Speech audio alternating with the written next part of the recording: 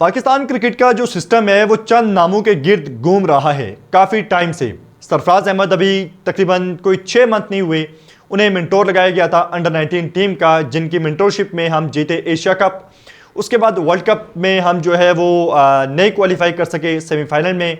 और फिर उसके बाद जो है वो अभी जो पाकिस्तान शाहीन है वो खेल रही है इंग्लैंड के साथ यूएई में, और सीरीज़ जो है वो मुतासिर हो गई है। लेकिन अब एकदम से खबर सामने आई है कि सरफराज अहमद को पाकिस्तान क्रिकेट टीम का जो टेस्ट क्रिकेट टीम है उसका हेड कोच बनाने का फैसला किया गया है।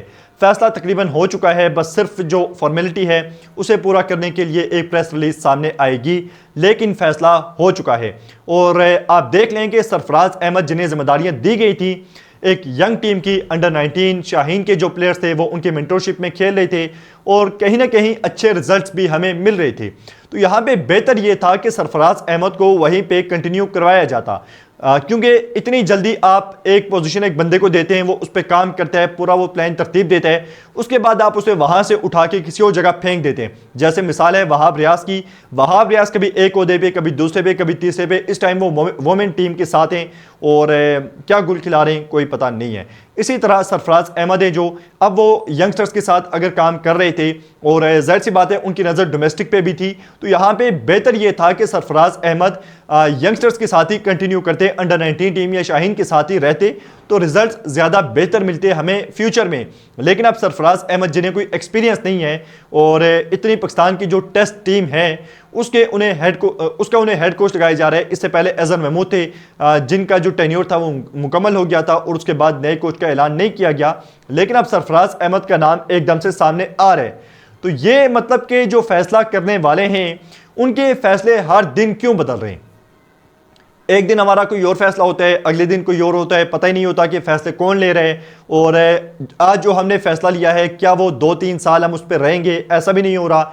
एक महीने कोई और फैसला होता है, बल्कि एक दिन और दूसरे दिन और। जैसे अभी आप जो नेशनल T20 कप हो रहा है आपको पता होगा, इसका फैसला पहले हुआ कि ये मैच होंगे पेशावर में, उसके बाद मुल्तान में, उसके बाद रावलपिंडी में, और अब जो है वो फिर अनाउंस किया गया है कि मैचेस होंगे पेशावर में।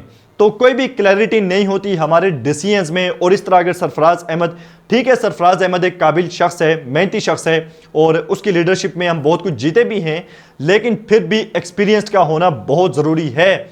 और बेहतर था कि सरफराज अहमद से आप यूनुस खान को ये मौका देते तो रिजल्ट्स शायद ज़्यादा बेहतर आ सकते थे। क्योंकि इस WTC साइकिल में हमने जाना है इंग्लैंड, जाके खेलनी है टेस्ट सीरीज़, बड़ी इंपॉर्टेंट सीरीज़ है और उस पर डिपेंड कर रहा है कि क्या पाकिस्तान की टीम आगे जा पाएगी, नहीं जाएगी, फाइनल की तरफ मज़ीद कदम बढ़ाएगी। लास्ट जो 2 WTC थे उनमें हमने सबसे लास्ट पे फिनिश किया था, बदतरीन तरीके से हम हारे थे सीरीज़, चाहे बांग्लादेश हो, वेस्ट इंडीज़ हो, जो भी था, इंग्लैंड से हम हारे।